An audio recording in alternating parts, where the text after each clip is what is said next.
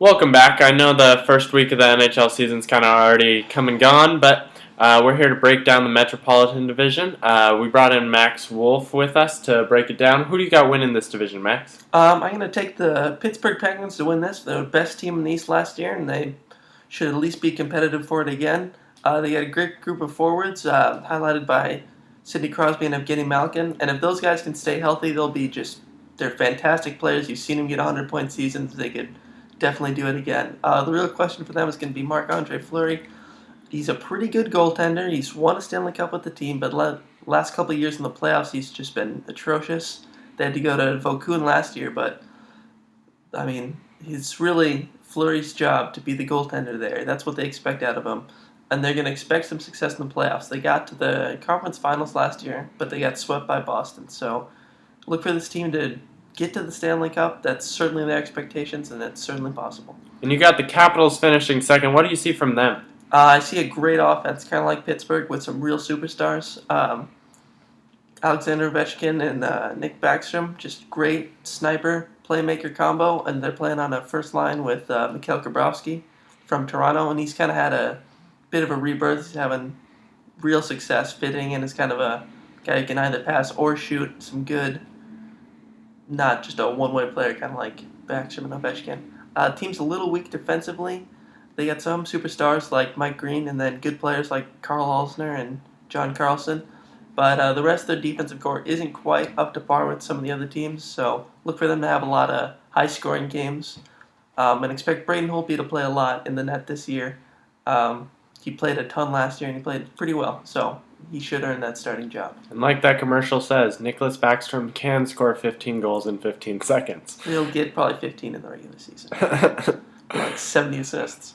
So who you got finishing third? I'm going to take the New York Rangers, and it's a bit of a stretch. They didn't play great last year. They didn't have good chemistry, and as a result, John Tortorella is out, and they have Alain Vigneault now. Now, this team is talented, but like I said, they don't have chemistry, and that's where Vigneault's got to come in. He's got to find the lines that work, find the players who are doing well, reward them, and really get this team back on track. They should be a good team, but it'll take some leadership and some coaching. Team's very good defensively. Henrik Lundqvist is just a fantastic goaltender. They have the fourth best goals against average.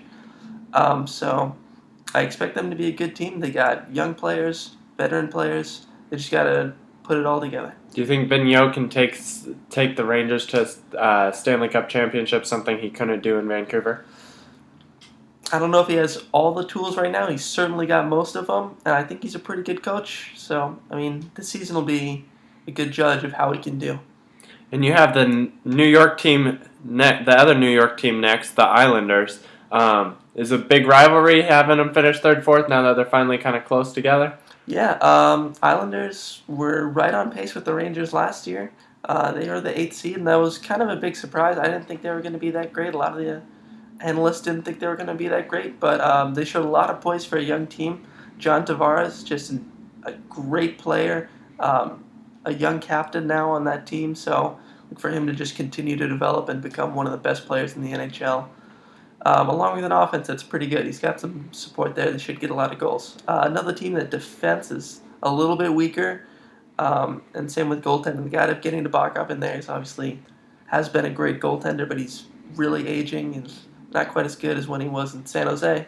He'll still be all right, but they're going to need someone to step up on defense. They lost Mark Streit. He's in Philadelphia now. So Vishnowski's their only veteran there. So either a young guy's got to step up, Vishnowski's got to play great or something, but this team needs a little help in terms of defense. So Rangers or Islanders, who wins the series this year? In terms of the series, I might go with the Islanders. You got Columbus next. Big things from them this year, another return to the playoffs? Well, they didn't make the playoffs last year. Missed it. They were so close, and I really wanted them to. I'm not sure if they'll make it this year. It's going to depend on how they play in a full season.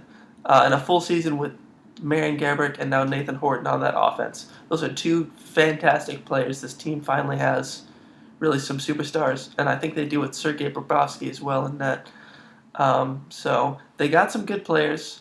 They showed they could be good in the second half last year. They were fantastic. Their last, I don't know how many games it was, but there was a stat where they were better than the Blackhawks in the last second half of the season or something like that. So they really played well. If they can play that well, they'll be a playoff team. But we've seen this team struggle, so this team, it could be all over the place. But I think they'll be pretty solid. They'll definitely make a run for the playoffs, but they might make it. Right. And then you have the Flyers next. Their season kind of went a little bit astray last year. What do you see from them? Well, they're a team that has said they want to make the playoffs. They got guys like Vincent LeCavalier, and they got Ray Emery in net now, who had a great year last year. So anything but the playoffs is going to be a disappointment for this team. They fired their head coach, Peter Laviolette, because it wasn't working. They got a new guy in there. And was that premature a couple days into the season?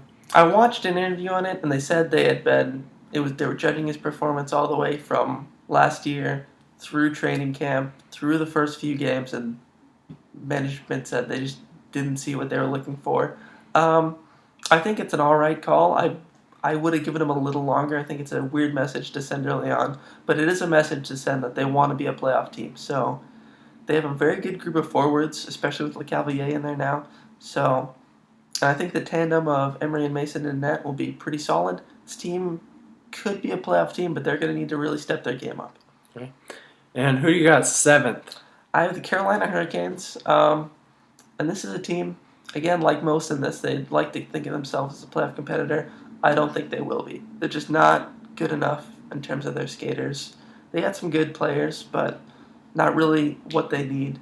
Good top 6, but defense could definitely be better. Cam Ward will need to stay healthy if they're even going to have a chance. He only played 17 games last year, and they got a better backup, so they'll challenge Cam Ward to play as good as he can, and he'll need to do something incredible for them to be a playoff team. And you mentioned there's 6 teams in this division that are competing for playoff spots, and the Hurricanes, you said, want to compete for one. Is this the toughest division? Yeah, I'd say this is the toughest thing. The Eastern Conference right now looks strong, and there's a lot more teams in the West who are kind of coming up. And I think there's going to be a lot of teams in the East who are disappointed this year. But that should make for some really competitive hockey.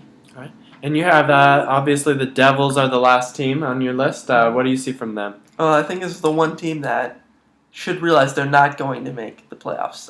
They didn't last year. They were in the Stanley Cup 2 years ago, but their team's looking very different from that team. They don't have Zach Parise. They didn't have him last year. Ilya Kovalchuk is retired. He's playing in Russia, I believe. And Martin Brodeur is not the goaltender he once was. He's still great. He'll be a Hall of Fame, probably best goaltender of all time, but this team doesn't have what it takes. Now they have Corey Schneider they acquired. I thought that was a great move. And he'll be the goalie moving forward this team when in 3 to 5 years you'll start to see him be competitive again.